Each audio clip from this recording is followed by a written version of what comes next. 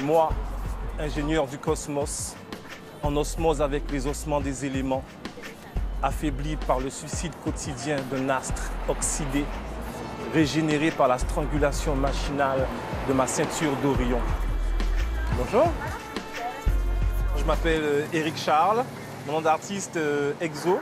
Je suis bouquiniste et à la fois artiste plasticien et musicien. J'ai grandi en Guadeloupe, ça fait une dizaine d'années que je suis en France. Depuis 2 ans, Éric Charles ouvre sa boîte à livres sur le quai Saint-Michel chaque semaine. Un travail qui, en plus de lui assurer des revenus, influence son activité artistique. Le fait d'être entouré tout le temps de livres, un jour j'ai eu le déclic et puis voilà, j'ai attrapé mon premier livre, j'ai commencé à écrire par-dessus, faire du collage et j'ai continué.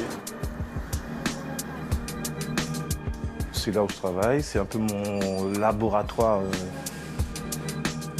On est dans la partie bouquinerie, donc, où je stocke tous les livres que je ramène de Saint-Michel. Hein, c'est ce qui est intéressant, c'est qu'on trouve vraiment de tout.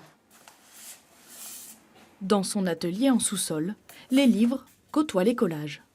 J'ai commencé mon travail avec le recyclage de paquets de cigarettes, parce que c'était pour moi le déchet qui est le plus négatif dans la société, par rapport à la connotation, fumer tue. C'est l'objet qu'on trouve le plus par terre dans la rue. Donc voilà, je suis parti de cet objet que j'ai transformé en boîte à musique picturale.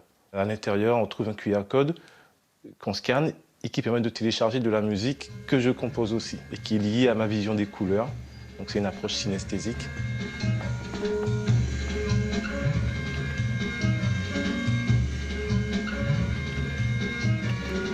En composant de la musique, j'avais toujours une vision de couleurs. Je parlais tout le temps en couleurs, donc je ne savais pas d'où ça venait. Et c'est un ami qui m'a dit un jour, tu es synesthèse, apparemment.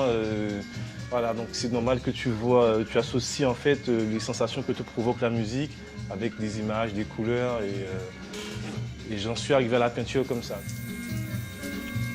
Ces QR codes se retrouvent au fil de ses œuvres, même dans les plus récentes, inspirées par les livres qui l'entourent. Des créations à la croisée des univers de cet artiste complet, exo, plasticien, musicien et bouquiniste.